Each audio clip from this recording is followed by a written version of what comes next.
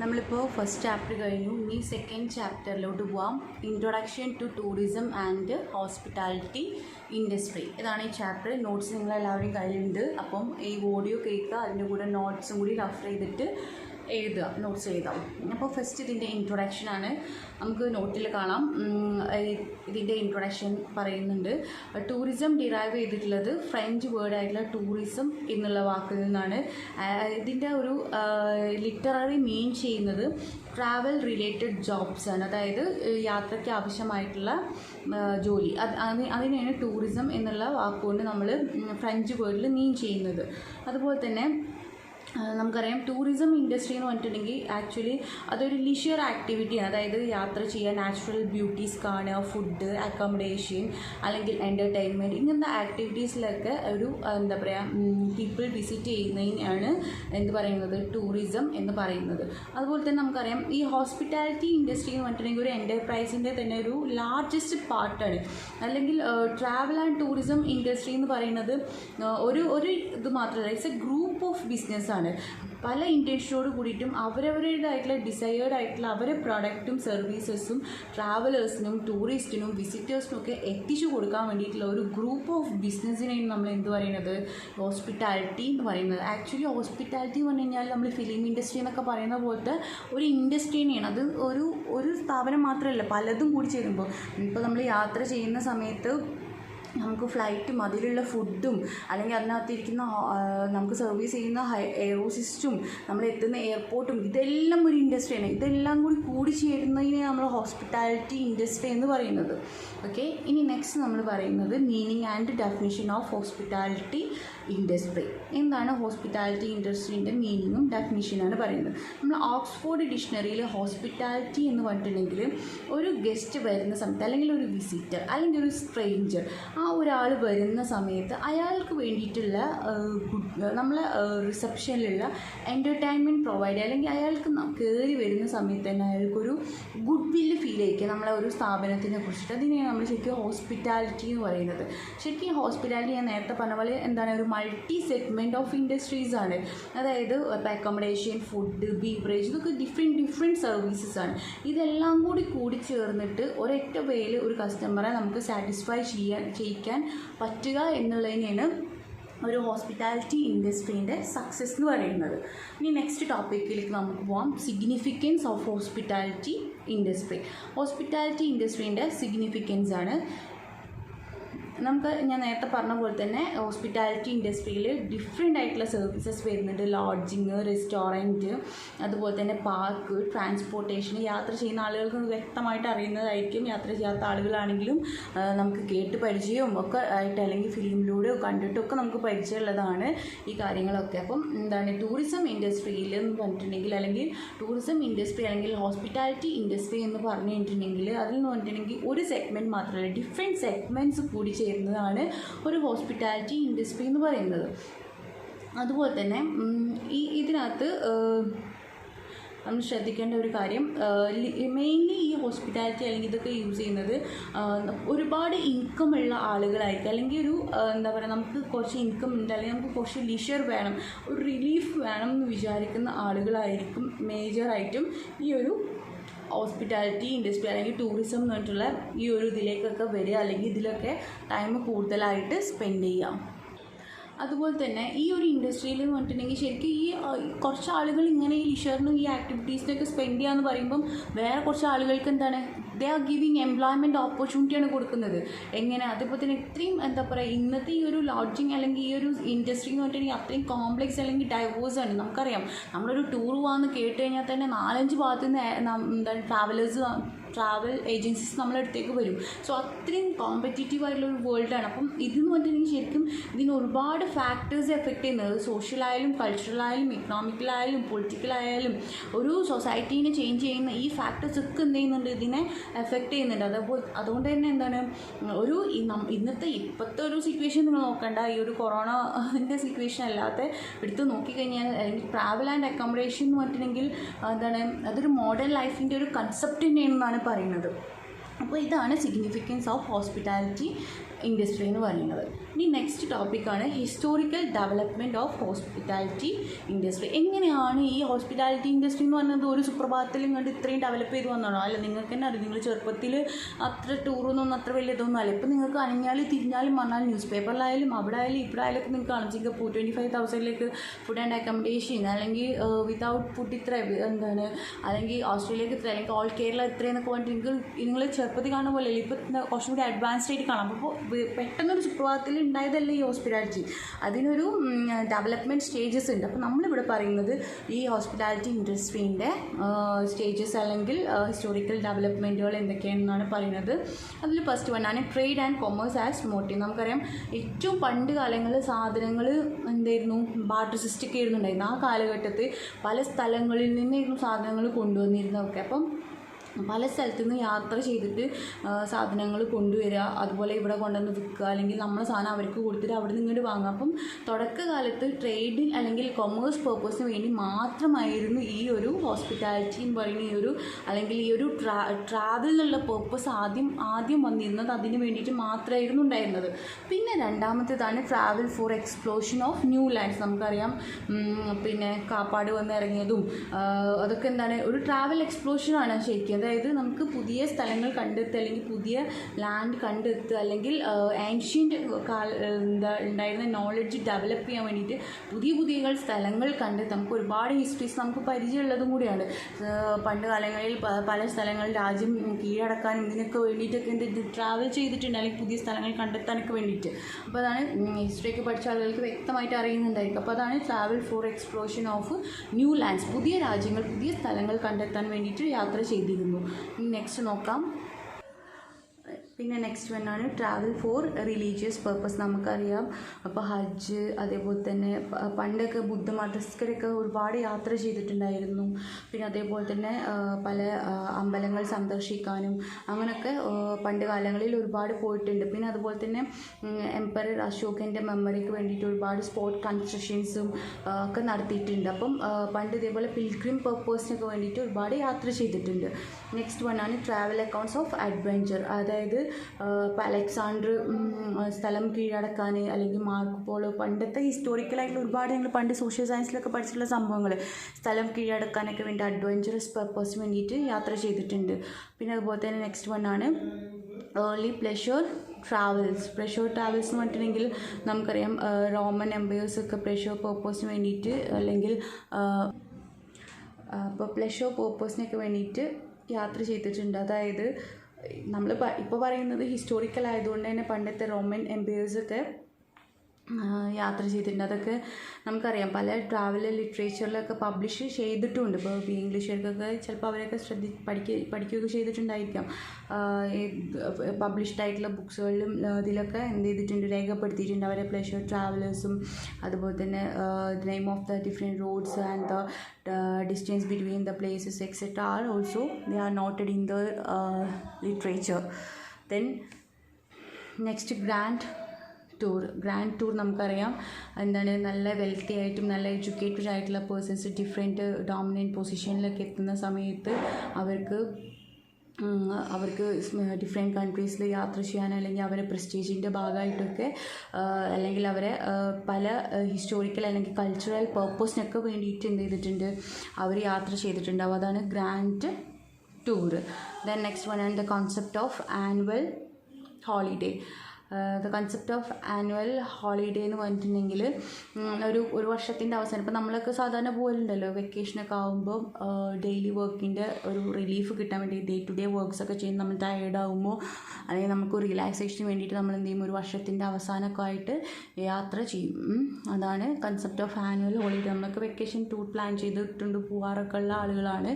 So അതാണ് പറയുന്നത്. Next one ആണ് റെയിൽ ട്രാൻസ്പോർട്ട്. നമുക്കറിയാം 19th സെഞ്ച്വറിയിലാണ് റെയിൽവേ ആദ്യമായിട്ട് വന്നിട്ടുള്ളത്. അതിൻ്റെ ലാൻഡ്മാർക്ക് അല്ലെങ്കിൽ ഡെവലപ്മെൻറ്റ് ഹോസ്പിറ്റാലിറ്റി ഇൻഡസ്ട്രിയിൽ കാഴ്ചവെച്ചിട്ടുള്ളത് 19th സെഞ്ച്വറിയിലാണ്. അതുപോലെ തന്നെ ഒരുപാട് ടെക്നിക്കൽ ഡെവലപ്മെൻറ്റ്സ് ഒക്കെ വന്നിട്ടുണ്ട്, എസ്പെഷ്യലി ഇൻ ഇംഗ്ലണ്ടിൽ, അതുപോലെ തന്നെ later in Europe and America. ഒരുപാട് ഗ്രേറ്റ് ഡെവലപ്മെൻറ്റ്സ് ട്രാവൽ ഇൻഡസ്ട്രിയിൽ വന്നിട്ടുണ്ട് റെയിൽവേയിൽ.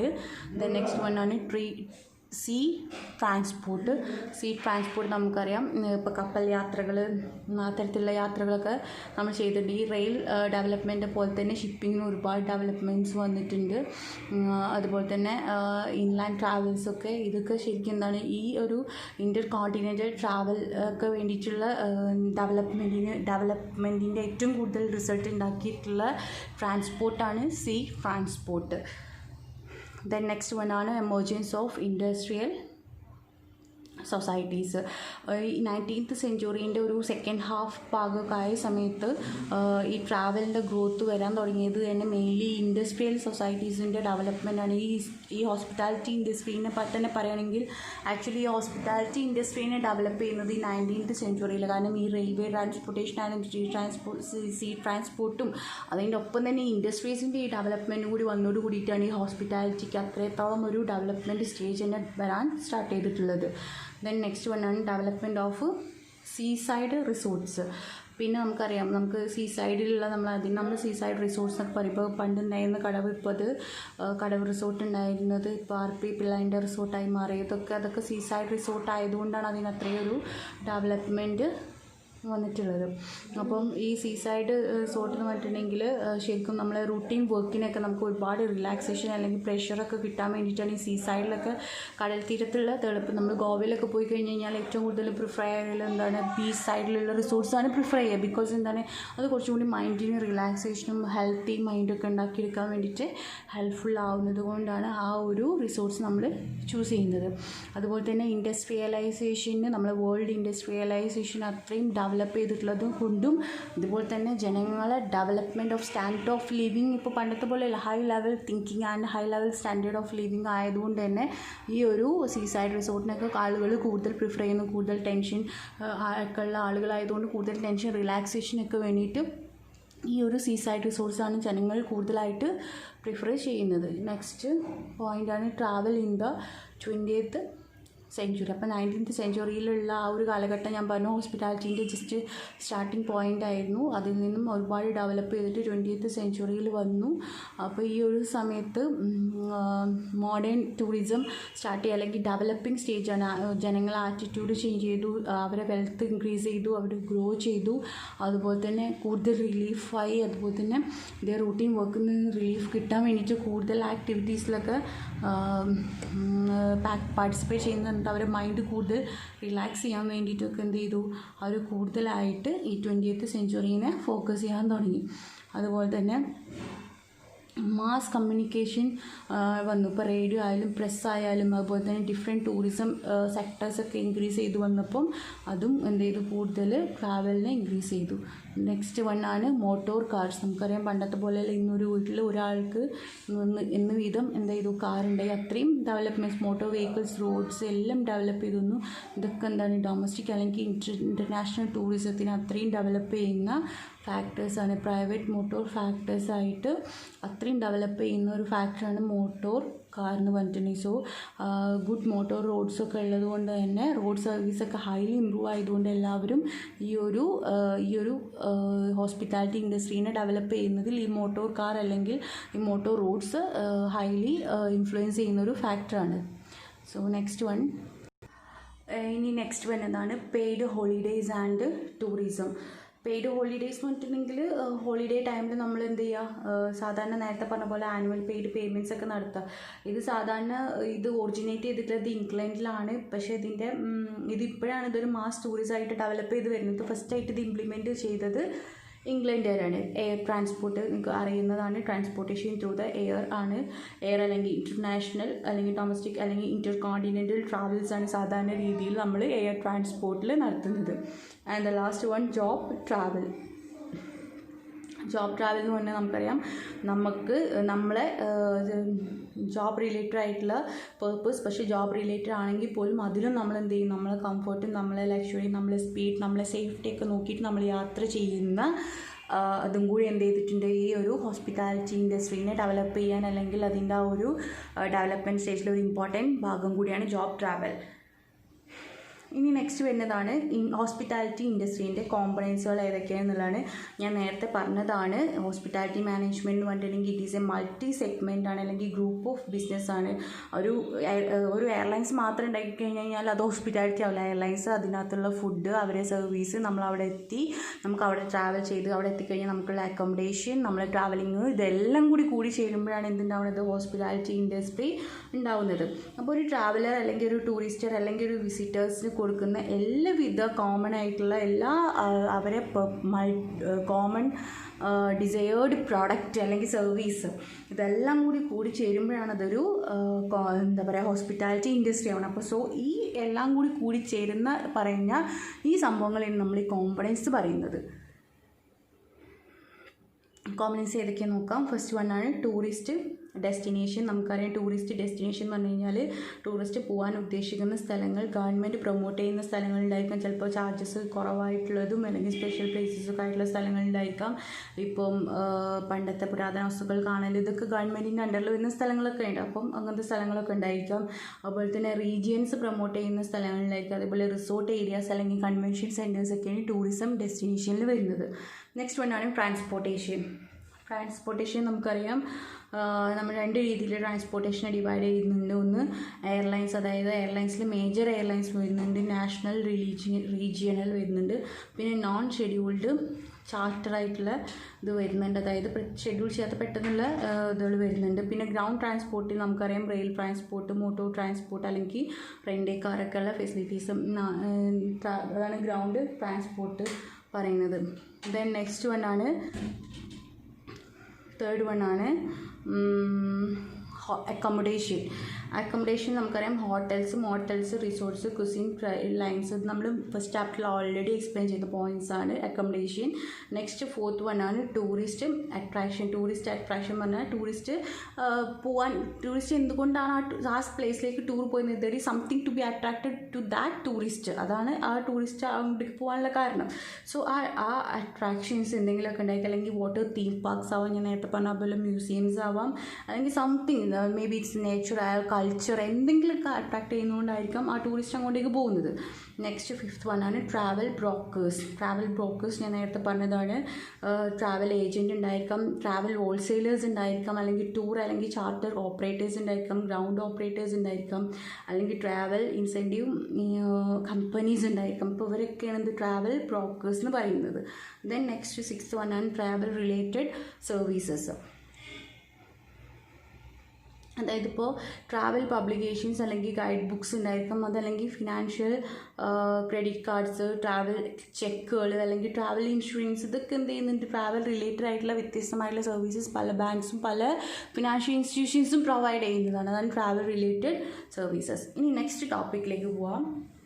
The future of hospitality industry. നമുക്കറിയാം ഫ്യൂച്ചർ എന്താണെന്നുള്ളത് ചോദിച്ചു കഴിഞ്ഞാൽ നമുക്കിപ്പോൾ തന്നെ ഇപ്പോഴത്തെ ഒരു സിറ്റുവേഷനിൽ നമുക്ക് പറയാൻ പറ്റില്ലെങ്കിലും എന്തായാലും നമ്മളിപ്പം ഈ ഒരു കൊറോണൻ്റെ കാലഘട്ടത്തിൻ്റെ മുൻപുള്ളത് വരെ നമുക്ക് എടുത്തു നോക്കി കഴിഞ്ഞാൽ നമുക്കറിയാൻ പറ്റും നമ്മളെ ബിസിനസ്സിൻ്റെ അല്ലെങ്കിൽ ട്രാവൽ അല്ലെങ്കിൽ ലിഷോ പേർപ്പസിനൊക്കെ വേണ്ടി ഏറ്റവും കൂടുതൽ ഡൊമസ്റ്റിക് ആയിട്ടും ഇൻ്റർനാഷണൽ ആയിട്ടും ഹൈലി ഗ്രോ ആയിട്ടുള്ള അല്ലെങ്കിൽ 21th സെഞ്ച്വറിയിലാണ് നമ്മളിപ്പോൾ നിൽക്കുന്നത്. അത്രയും ഡിമാൻഡ് ചെയ്യുന്ന ഒരു ഹോട്ടൽ റൂംസ് ആണെങ്കിലും എന്താണെങ്കിലും നമുക്ക് അത്രയും കോമ്പറ്റീറ്റീവ് ആയിട്ട് നമ്മൾ എവിടെ പോകണം, എവിടെ പോയി കഴിഞ്ഞാൽ നമുക്ക് അത്രയും വേണ്ട ഫെസിലിറ്റീസും സർവീസസും നമ്മൾ അത്രയും നല്ല രീതിയിലായിരിക്കും നമ്മളെ ട്രീറ്റ് ചെയ്യുന്നുണ്ടാവും. അത്രയും എന്ത് ചെയ്തിട്ടുണ്ട്, കാരണം അത്രയും ഈ ഒരു ഇതൊക്കെ എന്ന് പറഞ്ഞിട്ടുണ്ടെങ്കിൽ അത്രയും നമ്മൾ ടെക്നോളജി കൂടി ഡെവലപ്ഡ് ആണ്. നമുക്കിപ്പോൾ വണ്ടി റിസർവ് ചെയ്ത് പോകാനാണെങ്കിലും റൂംസ് റിസർവ് ചെയ്യാനാണെങ്കിലും എല്ലാത്തിനുമുള്ള എന്താണ് അത്രയും ടെക്നോളജി പോലും അത്രയും ഹൈലി ഡെവലപ്ഡ് ആണ്. സോ ഇപ്പോഴത്തെ ആ ഒരു ഇത് നോക്കുകയാണെങ്കിൽ എല്ലാ ഫെസിലിറ്റീസും നമ്മൾ പോയി കഴിഞ്ഞാൽ നമുക്കുള്ള ലൈറ്റ്നിങ്, ഹീറ്റിങ്, അല്ലെങ്കിൽ എയർ കണ്ടീഷനിങ്, അല്ലെങ്കിൽ security facilities, banking services, anything what ever we want, നമുക്ക് എല്ലാത്തിനും ചെക്ക് ഇൻ ചെയ്യാനും ചെക്ക് ഔട്ട് ചെയ്യാനും എല്ലാ ഫെസിലിറ്റീസും നമുക്ക് പ്രൊവൈഡ് ചെയ്യുന്നു. ഇപ്പോൾ ഈ പറഞ്ഞ ടേംസിൻ്റെ ഒക്കെ ഡീറ്റെയിൽഡ് സ്റ്റഡീസ് വരും ചാപ്റ്ററുകളിൽ നമുക്ക് പഠിക്കാനും ഉണ്ട്. സോ അപ്പോൾ ഇതിന് വേണ്ടി അപ്പോൾ നമ്മൾ ഫ്യൂച്ചർ നോക്കിക്കഴിഞ്ഞാൽ ഇറ്റ്സ് എ ഹൈലി ഗ്രോയിങ് ആയിട്ടുള്ള ഒരു ഇൻഡസ്ട്രിയാണ് ഹോസ്പിറ്റാലിറ്റി ഇൻഡസ്ട്രി എന്ന് പറഞ്ഞത്. ശരിക്കും പറഞ്ഞു കഴിഞ്ഞാൽ ആക്ച്വലി ഹോസ്പിറ്റാലിറ്റി ഇൻഡസ്ട്രിയിലെ ജോബ് എന്നൊക്കെ പറഞ്ഞാൽ തന്നെ ഒരു ഗ്ലാമറസ് ജോബാണെന്നാണ് പറയുക. അപ്പം അതൊക്കെയാണ് ഹോസ്പിറ്റാലിറ്റി ഇൻഡസ്ട്രി. നമ്മൾ ടെക്നോളജിയും ഡെവലപ്പ് ചെയ്തു, നമ്മളും ഡെവലപ്പ് ചെയ്തു, നമ്മളെ ചിന്താഗതികൾ മാറി, നമ്മളെ ആറ്റിറ്റ്യൂഡ്സ് മാറി, നമ്മൾക്ക് എല്ലാവരും ലീഷർ ആഗ്രഹിക്കുന്നു, ഡിമാൻഡ് ചെയ്യുന്നു. നമ്മളെല്ലാ കാര്യങ്ങളും നമുക്ക് വേണ്ട രീതിയിൽ ലക്ഷറീസ് ആയിട്ടുള്ള ഒരു ലൈഫാണ് നമ്മളെല്ലാവരും എക്സ്പെക്ട് ചെയ്യുന്നത്. സോ അതുകൊണ്ട് തന്നെ ഹോസ്പിറ്റാലിറ്റി ഇൻഡസ്ട്രീൻ്റെ ഡെവലപ്മെൻറ്റ് എന്ന് പറഞ്ഞിട്ടുണ്ടെങ്കിലും ഹൈലി ഗ്രോയിങ് അല്ലെങ്കിൽ ഹൈലി കോമ്പറ്റീറ്റീവ് ആയിട്ടുള്ള ഒരു വേൾഡിലാണ് നമ്മളിപ്പോൾ ജീവിക്കുന്നത്. And next topic and last ടോപ്പിക്കാണ് ഇനി നമുക്ക് എന്തൊക്കെയാണ് ഇക്കണോമിക്കലായിട്ടുള്ള ബെനിഫിറ്റ്സ് എന്തൊക്കെയാണെന്നുള്ളത് നോക്കാം. അതിൽ ഇക്കണോമിക് ബെനിഫിറ്റ്സ് പറഞ്ഞാൽ നമ്മളൊരു കാര്യം കൂടി മനസ്സിലാക്കുന്നത്, അതായത് ഡെവലപ്ഡ് കൺട്രീസിലും ഡെവലപ്പിംഗ് കൺട്രീസിലും കിട്ടുന്ന വാല്യുബിൾ സോഴ്സ് ഓഫ് ഇൻകം കൂടിയാണ് ഈ പറയുന്ന ഹോസ്പിറ്റാലിറ്റി ഇൻഡസ്ട്രി എന്ന് പറയുന്നത്. അതുകൊണ്ട് തന്നെ പബ്ലിക് സെക്ടർ ആയാലും പ്രൈവറ്റ് സെക്ടർ ആയാലും ഏറ്റവും കൂടുതൽ ടൂറിസ്റ്റാണ് മണി സ്പെൻഡ് ചെയ്യുന്നതും കൂടി മനസ്സിലാക്കും. അപ്പോൾ എന്തൊക്കെയാണ് ഈ എക്കണോമിക്കലി എന്ത് ബെനിഫിറ്റ്സാണ് നമ്മളെ ഹോസ്പിറ്റാലിറ്റി ഇൻഡസ്ട്രി കൊണ്ട് നമുക്കുള്ളത് നോക്കാം. ഫസ്റ്റ് വണ്ണാണ് ജനറേഷൻ ഓഫ് ഫോറിൻ എക്സ്ചേഞ്ച്. നമുക്കറിയാം നമുക്ക് ഏറ്റവും കൂടുതൽ ഫോറിൻ കറൻസീസ് കിട്ടാൻ, അതായത് നമുക്ക് മാക്സിമം ഫോറിൻ കറൻസി നമുക്ക് ഇങ്ങോട്ട് കഴിഞ്ഞ് കഴിഞ്ഞാൽ നമുക്ക് എന്തുണ്ടാവുള്ളൂ, നമ്മളെ കൺട്രിക്ക് ഡെവലപ്പിംഗ് ഉണ്ടാവുള്ളൂ. അപ്പോൾ സോ നമുക്ക് ഇങ്ങോട്ടേക്ക് ഇൻകം കിട്ടാൻ വേണ്ടിയിട്ട് ഫോറിൻ എക്സ്ചേഞ്ചിങ് ഇങ്ങോട്ട് നടക്കാൻ വേണ്ടി ഏറ്റവും കൂടുതൽ ഹെൽപ്പ് ചെയ്യുന്ന ഒരു ഫീൽഡാണ് ഹോസ്പിറ്റാലിറ്റി ഇൻഡസ്ട്രി. നെക്സ്റ്റ് വണ്ണാണ് ക്രിയേഷൻ ഓഫ് എംപ്ലോയ്മെൻറ്റ് ഓപ്പർച്യൂണിറ്റി. നമുക്കറിയാം ഓരോ ഫീൽഡ്, ഇപ്പോൾ എയർലൈൻസ് തുറന്നു കഴിഞ്ഞാൽ അവിടെ ജോലി ഉണ്ടാവും, അല്ലെങ്കിൽ ഒരു ഹോട്ടൽ തുറന്നു കഴിഞ്ഞാൽ അവിടെ ജോലി ഉണ്ടാവും, ഒരു അക്കോമഡേഷൻ തുറന്നു കഴിഞ്ഞാൽ അവിടെ ജോലി ഉണ്ടാവും, ഒരു ഈവൻറ്റ് മാനേജ്മെൻറ്റ് സ്റ്റാർട്ട് ചെയ്താൽ അവിടെ ജോലി ഉണ്ടാവും, ഒരു ഹോസ്പിറ്റാലിറ്റി ഇൻഡസ്ട്രീൻ്റെ സെയിൽസ് ഓപ്പൺ ചെയ്താൽ അവിടെ ജോലി ഉണ്ടാവും. അപ്പോൾ ഇവിടെയൊക്കെ ഓപ്പർച്യൂണിറ്റീസ്, എംപ്ലോയ്മെൻറ്റ് ഓപ്പർച്യൂണിറ്റീസും കൂടി ക്രിയേറ്റ് ചെയ്യുന്നതാണ് ഈ ഒരു ഹോസ്പിറ്റാലിറ്റി മാനേജ്മെൻറ്റ്. അത് സ്കിൽഡ് ആയാലും സെമി സ്കിൽഡ് ആയാലുള്ള ആളുകൾക്കൊക്കെ എന്താണ്, ഇപ്പോൾ റെസ്റ്റോറൻറ്റിൽ ഫുഡ് സപ്ലൈ ചെയ്യാനൊക്കെ ഹൈലി ഡെവലപ്ഡ് ആയിട്ടുള്ള സ്ഥലങ്ങളിൽ ഇപ്പോൾ ഷെഫ് കോഴ്സസ് ഒക്കെ പഠിച്ചവരാണെങ്കിൽ പോലും ഇപ്പോൾ ടേബിൾ ക്ലീൻ ചെയ്യാനൊക്കെ എന്താണ് സെമി സ്കിൽഡ് അല്ലെങ്കിൽ അൺസ്കിൽഡ് ആയിട്ടുള്ള ആളുകൾ മതി. അപ്പോൾ അവർക്കൊക്കെ എന്താണ് ഓപ്പർച്യൂണിറ്റീസാണ് അവിടെ അവൈലബിൾ ആവുന്നത്. നെക്സ്റ്റ് വണ്ണാണ് ജനറേഷൻ ഓഫ് നാഷണൽ ഇൻകം. ഞാൻ നേരത്തെ പറഞ്ഞ പോലെ തന്നെ നമ്മൾ മൊത്തത്തിലുള്ള നാഷണൽ ഇൻകം ഇൻക്രീസ് ചെയ്യാനും ഈ ഹോസ്പിറ്റാലിറ്റി ഇൻഡസ്ട്രി ഹെൽപ്പ് ചെയ്യും. ഇപ്പോൾ ഹോട്ടൽസ്, റെസ്റ്റോറൻറ്റ് ആയാലും transportation, tour, resorts, amusement parks, entertainments, ഇതെല്ലാം ഉണ്ടാകുമ്പോൾ ഈ സർവീസസിലൊക്കെ എന്ത് ചെയ്യുന്നുണ്ട്, നമുക്ക് ടൂറിസ്റ്റിനും നോൺ ടൂറിസ്റ്റിനൊക്കെ ഇൻകം ജനറേറ്റ് ചെയ്യാൻ ഹെൽപ്ഫുള്ളാണ്. ദെൻ നെക്സ്റ്റ് വണ്ണാണ് റേസിങ് ടാക്സ് റവന്യൂ. നമുക്കറിയാം പലതരത്തിലൂടെ ഇപ്പോൾ നമ്മളായിരിക്കും നമ്മളെങ്ങനെ ഇപ്പോൾ ടാക്സ് ഇതിങ്ങനെ ഹോസ്പിറ്റാലിറ്റിയിൽ കിട്ടാമെന്ന് വിചാരിക്കും. നമ്മളൊരു സ്ഥലത്ത് ടൂർ പോയി കഴിഞ്ഞാൽ അതിൽ ടാക്സ് വരുന്നുണ്ട്, അതായത് നമ്മൾ കൊടുക്കുന്ന എയർ ടിക്കറ്റിൽ ടാക്സ് വരുന്നുണ്ട്, നമ്മൾ കൊടുക്കുന്ന ഫുഡിൽ ടാക്സ് വരുന്നുണ്ട്, നമ്മൾ നിൽക്കുന്ന അക്കോമഡേഷനിൽ ടാക്സ് വരുന്നുണ്ട്. ഇവിടെയൊക്കെ എന്താണ് ടാക്സിനുള്ള റവന്യൂ ഉണ്ടാക്കലും കൂടിയാണ്. അപ്പോൾ സ്വാഭാവികമായിട്ടും നമ്മളെ കൺട്രിക്ക് എന്താണ് ഡെവലപ്പ് ചെയ്യാനുള്ള പോസിബിലിറ്റീസും കൂടി ഹോസ്പിറ്റാലിറ്റി ഇൻഡസ്ട്രി ഉണ്ടാക്കി കൊടുക്കുന്നുണ്ട്. ദെൻ നെക്സ്റ്റ് വണ്ണാണ് ട്രാൻസ്ഫോർമേഷൻ ഓഫ് റീജിയണൽ ഇക്കോണമി. ഞാൻ നേരത്തെ പറഞ്ഞ പോലെ ഒരുപാട് സ്കിൽഡ് ആയാലും സെമി സ്കിൽഡ് ആയാലും അൺസ്കിൽഡ് ആയിട്ടുള്ള ഈ ആളുകൾക്കൊക്കെ എന്താണ് എംപ്ലോയ്മെൻറ്റ് ഓപ്പർച്യൂണിറ്റി കൊടുക്കുകയാണ്. സ്വാഭാവികമായിട്ടും എല്ലാ റീജിയൻസിലും ഡെവലപ്മെൻറ്റ് വരികയാണ്. ഒരു equal balance between the regions. So എല്ലാ ഏരിയകളിലും റീജിയൻസിലും ഡെവലപ്മെൻറ്റ് വരുമ്പോൾ സ്വാഭാവികമായിട്ടും അതെന്താണ് മൊത്തത്തിൽ എക്കണോമിക് വെൽത്തിനെ തന്നെ പോസിറ്റീവായിട്ടാണ് എഫക്റ്റ് ചെയ്യുക. സോ ഇതാണ് സെക്കൻഡ് ചാപ്റ്റർ. എല്ലാവരും നോട്ട് എഴുതുക. എന്തെങ്കിലും ഡൗട്ട്സ് ഉണ്ടെങ്കിൽ പേഴ്സണലി ആയിട്ടോ ഗ്രൂപ്പിലായിട്ടോ ചോദിക്കുക. നന്നായിട്ട് പഠിക്കുക. ഓക്കെ.